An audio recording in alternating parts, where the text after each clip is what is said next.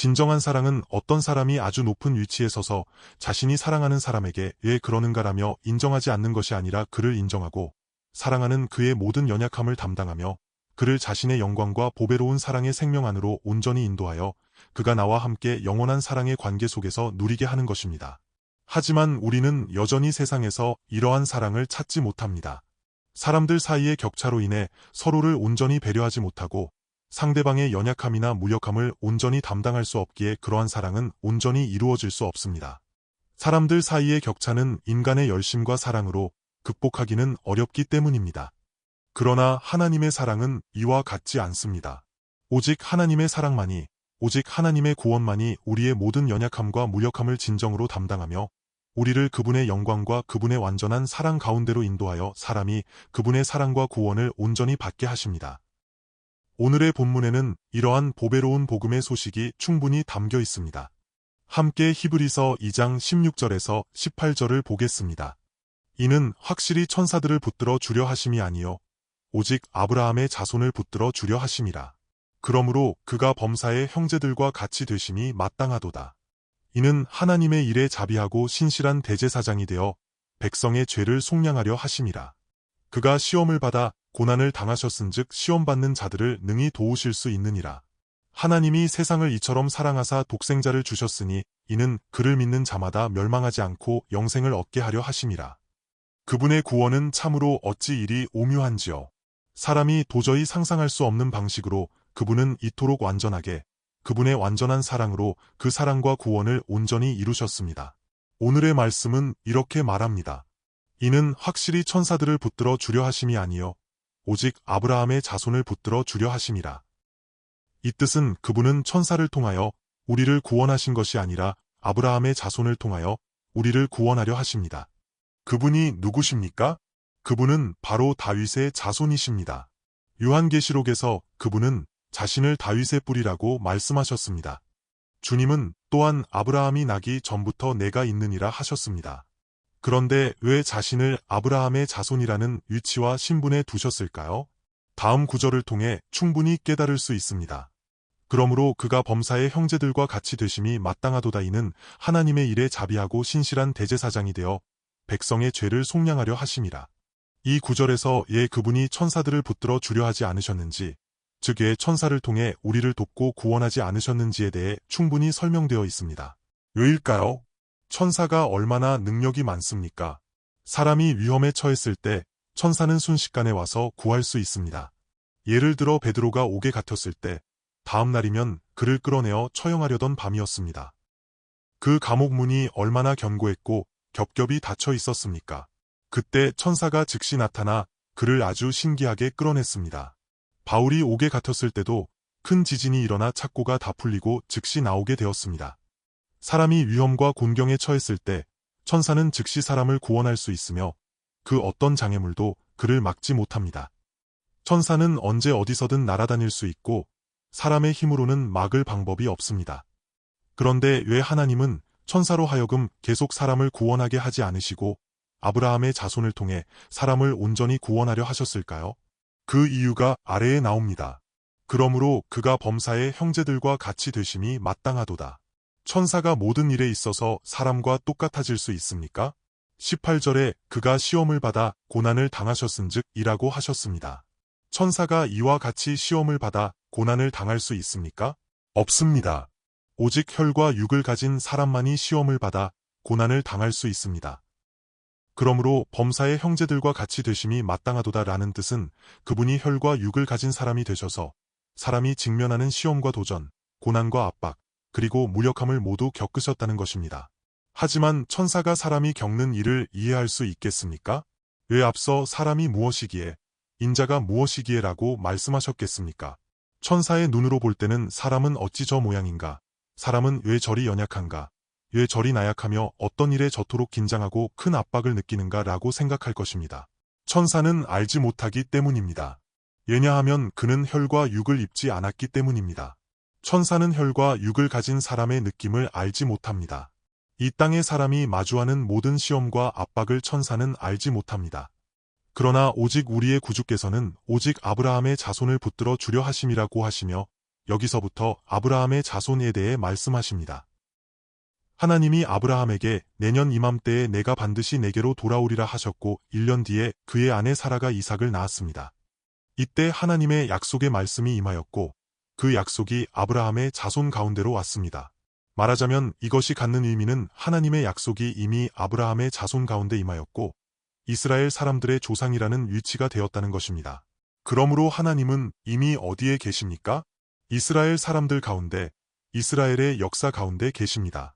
비록 그때는 아직 직접 성육신하시기 전이었으나 여호와 하나님은 그들 가운데 계셨습니다. 하나님이 그들 가운데 계셨습니다. 그분은 친히 나는 이스라엘의 거룩한 자요 내가 너희 중에 있느니라라며 끊임없이 말씀하셨습니다. 그렇다면 이 하나님은 누구십니까? 바로 영원 전부터 정해진 하나님의 어린 양이십니다. 말하자면 우리의 구주 예수 그리스도는 하나님이 아브라함에게 약속하신 하나님의 나라입니다. 이와 같이 그분은 자신을 그들에게 주셨고 친히 이스라엘의 전 역사 가운데 계셨습니다. 그리고 이스라엘 사람들을 지켜보셨습니다. 아브라함을 시작으로 하나님이 그토록 그를 사랑하셨으나 그는 어떠했습니까? 아브라함도 자주 연약했습니다. 이삭도 연약했고 야곱도 연약했지 않습니까? 하나님이 그토록 그들과 함께 하시며 인도하셨으나 그들은 여전히 사람의 연약함에 자주 빠졌습니다. 그들에게는 늘 시험이 있었습니다. 나중에 애굽으로 내려간 이스라엘 사람들은 말할 것도 없습니다. 하나님은 또 어떻게 그곳에서 그들을 건져내셨습니까? 그들은 광야를 거쳐 가나안 복지에 들어갔습니다. 그들은 줄곧 이런 모습이었습니다. 주님은 그들 가운데 계시면서 그들의 연약함을 친히 느끼셨습니다. 사람의 무력함과 죄를 그분은 다 아셨고 모든 것을 아셨습니다. 그러므로 나는 주 예수님, 즉 하나님의 아들의 영이 그들 가운데 계셨다고 믿습니다. 그리고 하나님의 그러한 소망을 봅니다. 구약의 많은 선지서에서 하나님은 이스라엘 사람들의 상태가 어떠한지를 드러내셨습니다. 그러다가 갑자기 하나님의 구원인 메시아에 관한 메시지가 나옵니다. 예를 들어 이사야 9장 6절도 그러합니다. 이는 한 아기가 우리에게 낳고 한 아들을 우리에게 주신 바 되었는데 그의 어깨에는 정사를 메었고 그의 이름은 기묘자라, 모사라, 전능하신 하나님이라, 영존하시는 아버지라, 평강의 왕이라 할 것임이라. 주님은 그들 가운데 계시며 간절히, 너무나 간절히 원하셨습니다. 때가 되어 아기가 태어나면 내가 이와 같이 친히 가서 그들과 똑같이 혈과 육을 입어 그들 가운데서 그들의 모든 것을 담당하리라. 내가 친히 그들이 마주하는 시험을 겪을 것이며 내가 친히 그들의 육신이 겪는 모든 고통을 경험하리라. 그리고 내가 그들을 구원하리라. 나의 육신으로 그들의 모든 무력함과 연약함, 그리고 모든 죄를 담당하리라. 하나님은 이렇게 줄곧 갈망하셨습니다. 구약시대에 그분은 줄곧 이러한 사랑의 갈망, 그들을 구원하고자 하는 절박한 갈망을 품고 계셨습니다. 그리하여 때가 되어 한 아기가 우리에게 낳고 한 아들을 우리에게 주신 바 되었다고 하나님은 끊임없이 말씀하셨습니다. 그러므로 그분이 천사들을 붙들어 주려 하심이 아니요 오직 아브라함의 자손을 붙들어 주려 하심이라는 것이 바로 이 뜻입니다. 그러므로 그가 범사의 형제들과 같이 되심이 마땅하도다. 그래서 모든 사람이 그분의 형제가 됩니다. 그분의 형제는 누구입니까? 이스라엘 사람들입니다. 그분의 백성이 마주하는 모든 도전과 고난은 그분이 마주하신 것이며 그분이 담당하셔야 할 것이었습니다. 무엇을 위해서입니까? 이는 하나님의 일에 자비하고 신실한 대제사장이 되어 백성의 죄를 속량하려 하심이라. 이 대제사장은 히브리서의 주요 주제입니다. 구약에서 가장 중요한 직분이 무엇이었습니까? 사람들의 가장 큰 의지처가 무엇이었습니까? 바로 대제사장입니다. 율법을 통해 나타난 바, 과거에 하나님이 사람과 어떻게 관계하셨으며 사람이 어떻게 하나님 앞에 나아갈 수 있었는지는 대제사장을 통해서였습니다. 인간, 즉 죄인은 직접 하나님 앞에 나아갈 수 없었고 중간에 대제사장을 의지하여 하나님 앞에 나아가야 했습니다. 이것이 구약시대에 하나님이 사람과 관계하시던 방식이었고 사람이 하나님 앞에 나아갈 수 있었던 방식이었습니다. 하지만 하나님이 이러한 옛 종교의 방식을 만족하셨을까요? 하나님이 이러한 방식으로 사람과 관계하시는 것에 만족하셨을까요? 예를 들어 진정한 사랑이 있다면 중간 사람을 통해 소통하고 싶겠습니까? 중간 사람을 통해 서로 메시지를 주고받는 것으로 충분할까요? 절대로 부족합니다. 왜냐하면 진정한 사랑은 직접적으로 소통해야 하며 온전히 함께 있어야 하고 사귀어야 합니다. 진정한 사랑은 함께 있어야 하며 거리감이 있어서는 안 됩니다. 하지만 준비가 되지 않았을 때 직접 함께하는 것은 분명 충돌을 일으키며 서로를 받아들일 수 없습니다. 그러므로 오직 이러한 방식뿐이었으나 이것으로는 만족할 수 없었습니다. 그러나 사탄은 여전히 사람들이 이러한 방식으로 하나님 앞에 나아가게 합니다. 구약시대의 하나님은 이러한 방식을 통해 사람의 마음을 준비시키고 갈망하게 하셨으며 자신의 절망을 발견하고 스스로는 하나님 앞에 직접 나아갈 수 없음을 깨닫게 하셨습니다. 그리고 하나님의 완전한 구원을 갈망하고 구주가 오셔서 우리를 구원해 주시기를 바라게 하셨습니다. 이것이 하나님이 구약을 주신 목적 중 하나입니다. 그러나 사탄은 사람들이 계속해서 구약의 신앙과 구약의 종교 안에 머물게 합니다. 사람이 하나님 앞에 직접 나아가지 못하게 합니다. 만약 그렇다면 주 예수님이 십자가에 못 박히신 의미가 없어집니다. 이 세대 또한 마찬가지입니다. 비록 입으로는 하나님하고 직접 부르지만 참으로 담대함과 확신을 가지고 하나님 아버지를 직접 부르며 하나님과 함께하는 확신 속에 거하지 못합니다. 오직 하나님의 아들만이 하늘의 하나님께 직접 하나님 아버지라고 부를 수 있습니다. 그러므로 히브리서는 이 점을 특별히 강조합니다. 과거의 사람은 옛 종교 안에서 이와 같이 하나님을 찾았습니다. 그러나 이제는 직접 하나님 앞에 나아가야 합니다. 우리의 구주께서 우리의 위대한 대제사장이 되셨기 때문입니다. 우리로 하여금 직접 하나님 앞에 나아가게 하십니다. 다시 말하자면 구약의 대제사장은 죄인이었습니다. 그가 죄인이었기에 그의 직분과 섬김은 온전할 수 없었습니다. 이 땅의 대제사장 또한 우리 다른 이들의 연약함을 인정했는데 이는 그 자신 또한 그러한 연약함을 가졌기 때문입니다. 그러나 핵심은 그는 하나님의 일에 자비하고 신실한 대제사장이 될 수 없었다는 것입니다. 왜냐하면 이 자비는 바로 사랑이기 때문입니다. 그러므로 죄가 있는 사람은 진정한 사랑의 생명을 나타낼 수 없습니다. 죄가 있고 이기심이 있기에 자비와 사랑의 마음을 온전히 나타낼 수 없기 때문입니다. 한결같으심은 곧 신실함입니다. 그분은 진정으로 신뢰할 수 있고 믿을 수 있는 분이며 이는 그분이 매우 신실하시고 변함없으심을 뜻합니다.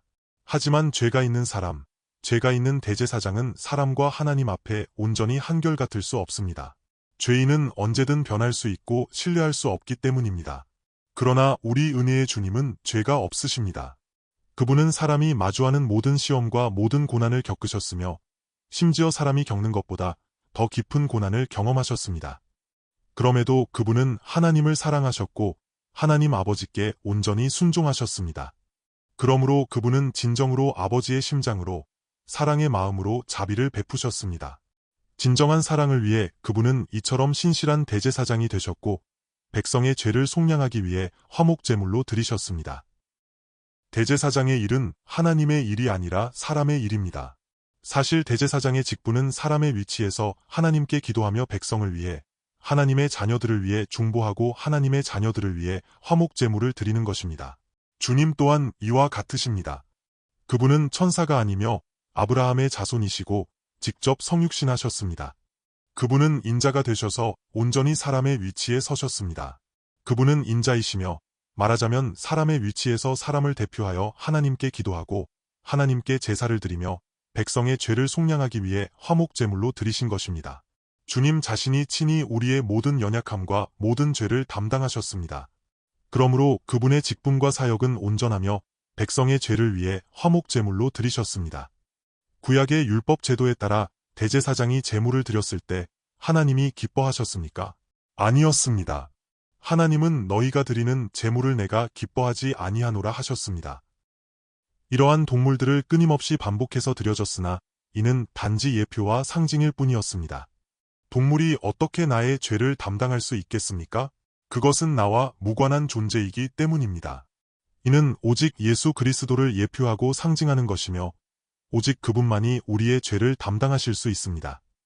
그분은 나의 죄를 대신하기 위해 자신을 제물로 드려 하나님이 기뻐하시는 화목제물이 되셨습니다. 그러므로 그분은 나의 중보자가 되셔서 내 편에 서 계시며 나의 연약함을 아십니다. 그런데 그분은 지금 어디에 앉아 계십니까? 하나님 아버지 보좌 우편에 앉아 계십니다. 이는 그분이 나를 대표하여 나를 위해 아버지 우편에 앉아 계시는 것입니다. 예를 들어 한 나라의 대사가 다른 나라의 수도에 갔다고 합시다. 비록 그가 그곳에 있을지라도 그는 누구를 대표합니까? 자신의 조국과 본국 사람들을 대표하여 그곳에서 업무를 처리합니다. 이와 같이 우리 주님은 우주 만물을 창조하신 하나님이시며 영원하신 하나님이시지만 우리를 사랑하셔서 우리를 위해 성육신하셨고 우리의 죄를 담당하셨습니다. 마찬가지로 그분은 성육신하신 후 우리의 모든 연약함을 체휼하셨습니다. 우리의 모든 무력함과 연약함을 그분은 다 아시고 체휼하십니다. 그러므로 그분은 모든 사람의 무력함과 연약함, 모든 이의 죄를 담당하기 위해 자신을 제물로 드려 하나님이 기뻐하시는 화목제물을 삼으셨으니 이는 참으로 오묘하고 놀라운 일입니다. 그 후 그분은 하나님 보좌 우편에서 계속해서 우리를 위해 변호하십니다. 사탄이 끊임없이 우리를 참소할지라도 그분은 그의 죄를 내가 다 담당하였노라고 말씀하십니다. 그리하여 하나님 아버지 앞에서 그분은 우리를 위해 신실한 대제사장이 되셨습니다. 참으로 놀라운 것은 그분이 한편으로는 사람의 위치에 계시면서도 다른 한편으로는 하나님 아버지의 우편에 계신다는 점입니다. 이 땅의 대제사장은 어디에 있습니까? 이 땅에서 사람의 연약함 가운데 있습니다. 그의 기도와 위치는 늘 연약함 속에 있고 사람의 무력함 속에 있습니다.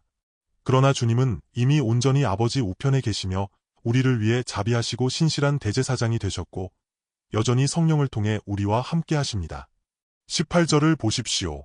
그가 시험을 받아 고난을 당하셨은즉 시험받는 자들을 능히 도우실 수 있느니라. 주 예수님이 이 땅에 계실 때 친히 시험을 받아 고난을 당하셨기에 우리를 이해하십니다. 시험받는 자들을 능히 도우실 수 있느니라. 그러므로 우리가 기도하며 주님, 제가 지금 이러한 고난과 시험을 겪고 있습니다 라고 할 때 그분은 즉시 아십니다. 친히 경험하셨고 친히 마주하셨기 때문입니다. 그분은 즉시 나에게 힘을 주시고 나와 함께 하십니다. 성령을 통해 나와 함께 하시며 그분의 가르침과 감동과 인도로 나를 이러한 시험에서 건져내십니다. 그분 또한 시험을 마주하셨으나 시험에 붙잡히지 않고 승리하셨기에 그분의 생명으로 나를 붙드시고 붙잡아 주십니다. 주님은 이 땅에 계실 때 시험을 마주하셨으나 승리하셨기 때문입니다. 그분은 하나님 아버지를 사랑하셨고 온전히 순종하셨습니다. 그러한 생명으로 늘 우리를 격려하시며 그분의 생명으로 모든 시험과 고난을 이기게 하십니다. 이것이 그분의 완전한 구원이며 그분이 천사들을 붙들어 주려 하지 않으시고 천사를 통해 우리를 구원하지 않으신 이유입니다. 오직 아브라함의 자손, 즉 성육신하신 우리 은혜의 주님을 통해 우리를 구원하신 것입니다. 할렐루야! 우리는 얼마나 복된 자들인지요. 우리는 큰 확신과 담대함을 가져야 합니다. 그분이 모든 것을 아시고 체휼하시기 때문입니다. 그분은 승리하셨습니다. 그러므로 그분은 그러한 생명을 우리에게 늘 충만하게 채워주셔서 우리가 큰 확신과 담대함으로 아버지 앞에 나아가게 하십니다. 마치 주님이 이 땅에 계실 때 아버지 앞에서 사셨던 것과 같습니다. 아버지여 감사합니다. 당신이 항상 나와 함께 하시니 나 또한 당신을 의지하여 당신이 기뻐하시는 일을 행하나이다. 또한 아버지여 감사합니다. 당신이 내 안에서 당신의 기뻐하시는 일을 행하시나이다. 이처럼 주님의 생명이 우리에게 온전히 이루어졌습니다. 그분은 우리의 무력함과 연약함을 아시고 언제든 우리를 도우셔서 우리가 확신을 가지고 마주하게 하시며 주 성령께서 늘 인도하시고 주 성령께서 늘 주님의 생명을 우리에게 계시해 주십니다. 그분은 포도나무요 나는 가지입니다. 이제 그분의 구원과 사랑이 이처럼 실제적으로 우리에게 이루어지고 있습니다. 그러므로 우리는 오늘 이러한 확신과 담대함을 가지고 감사하며 아버지 앞에 나아가야 합니다. 이 땅에서 큰 확신을 가지고 하나님이 기뻐하시는 보배로운 아들의 생명을 살 수 있어야 합니다. 우리는 더 이상 구약의 종교 안에 있지 않습니다. 우리는 지금 하나님의 나라 안에 있습니다. 그분이 이미 우리로 하여금 성도들과 함께 빛 가운데서 기업의 부분을 얻게 하셨습니다. 그분은 우리를 흑암의 권세에서 건져내어 하나님의 사랑의 아들의 나라로 옮기셨습니다. 이 나라 안에서 주님의 생명은 우리에게 실제적이며 나를 향한 주님의 생명의 격려와 도움 또한 매우 실제적입니다. 그러므로 우리는 확신과 담대함을 가지고 계속해서 주님께 아멘하며 세상의 모든 시험과 모든 전쟁에 맞서야 합니다. 그분이 이미 세상을 이기셨기에 우리 또한 그분 안에서 이미 세상을 이겼습니다. 그러므로 우리 또한 그분처럼 그분이 하나님 아버지를 사랑하셨던 것처럼 우리도 아버지를 사랑하며 그분이 하나님 아버지께 순종하셨던 것처럼 우리도 아버지께 순종할 수 있고, 그분이 세상을 사랑하셨던 것처럼 우리도 이웃을 내 자신과 같이 사랑할 수 있습니다. 이것이 바로 천국의 실제이며 천국의 승리가 우리에게 이루어지는 것이니 이것이 그분의 완전한 구원입니다. 우리는 오늘 이러한 구원의 생명을 살아야 합니다. 하나님께 감사드립니다. 우리는 오늘 이러한 구원과 영광스러운 하늘의 풍성한 복을 확인해야 하며 우리 하나님 아버지께 영광을 돌려야 합니다. 우리는 오늘 이러한 생명을 증거해야 합니다. 함께 기도하겠습니다.